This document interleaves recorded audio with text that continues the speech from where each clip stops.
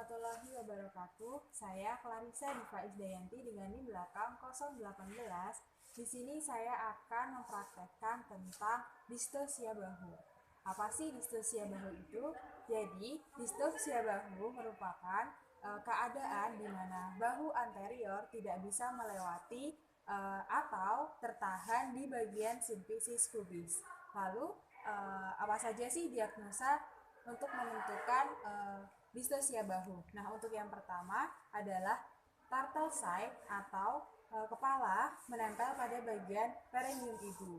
Kemudian untuk yang kedua, bahu depan tidak dapat melakukan putar dengan normal karena terdapat tahanan dari simfisis. Kemudian yang ketiga, posisi bahu depan tidak dapat lahir dengan normal. Lalu dalam melakukan distosia bahu ini kita tidak boleh melakukan 4P. Nah, P yang pertama yaitu panik. Kita tidak boleh panik dalam melakukan distosia bahu, menangani distosia bahu.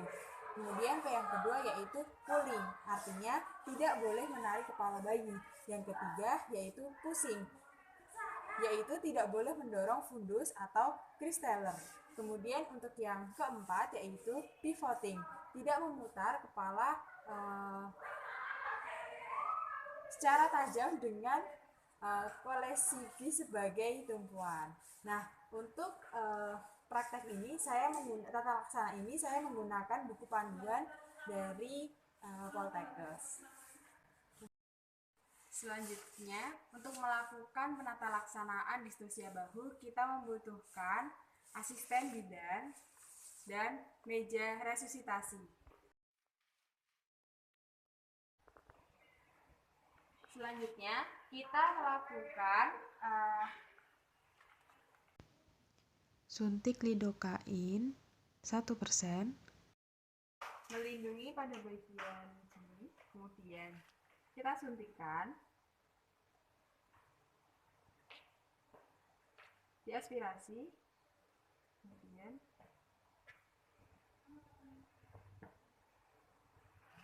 lalu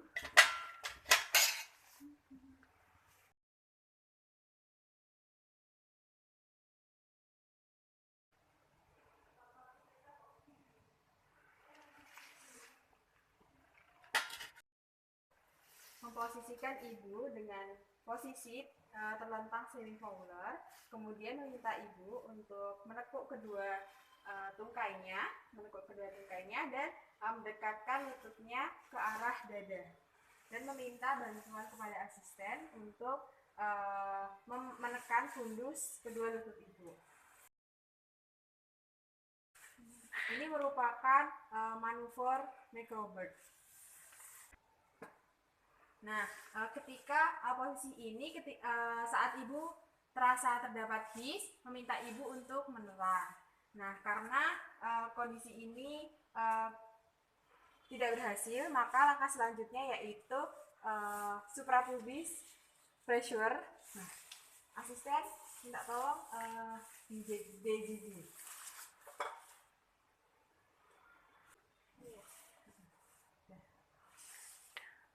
150 kali per menit. Selanjutnya melakukan tarikan ke arah bawah janin seperti ini untuk menggerakkan bahu depan di bawah simfisis pubis untuk menghindari tarikan yang berlebihan pada kepala yang dapat mengakibatkan pada trauma fleksi. Meminta seorang asisten untuk melakukan tekanan secara simultan ke arah bawah pada daerah suprapubik untuk membantu persalinan bahu. Manuver ini tidak berhasil. Selanjutnya kita melanjutkan manuver Rubin. Sebelumnya DJJ terlebih dahulu.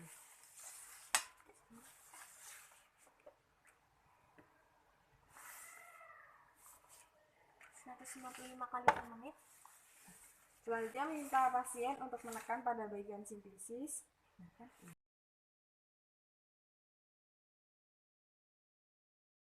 Dengan cara adduksi bahu dengan menekan bagian belakang bahu bayi. Nah, setelah dilakukan tekanan pada suprapubis.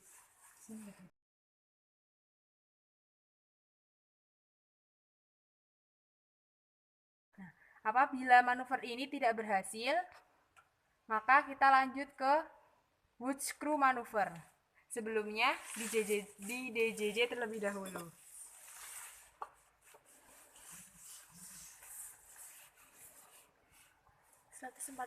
kali per menit.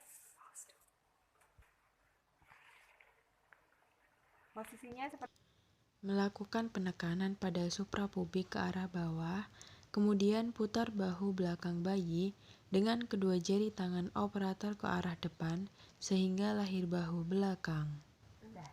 karena tindakan ini tidak berhasil, maka dilanjutkan. Ya, Aku udah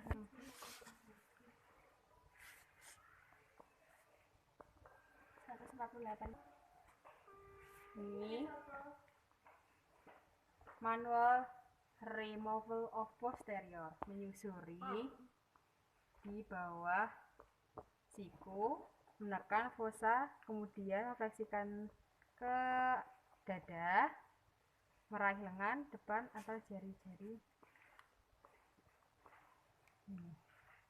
Nah, apabila tindakan ini tidak berhasil, selanjutnya kita memposisikan merangkak.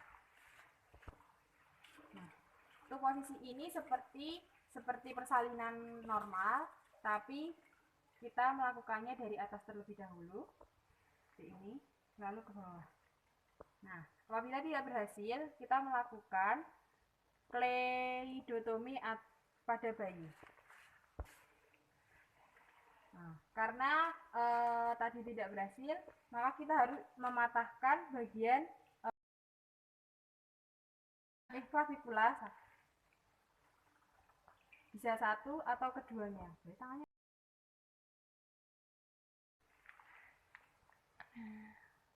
Nah, atau bisa juga dengan simfiotomi dengan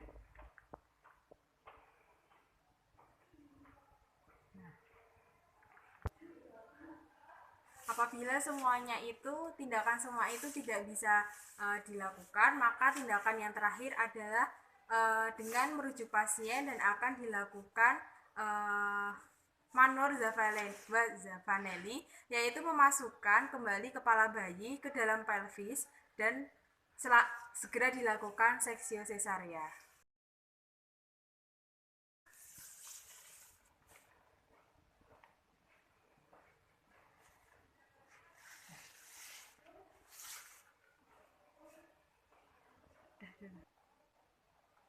Setelah bayi lahir, maka selanjutnya kita memeriksakan ibu bagaimana kondisinya, apakah ada perdarahan, dan mengecek laserasi yang terjadi pada ibu.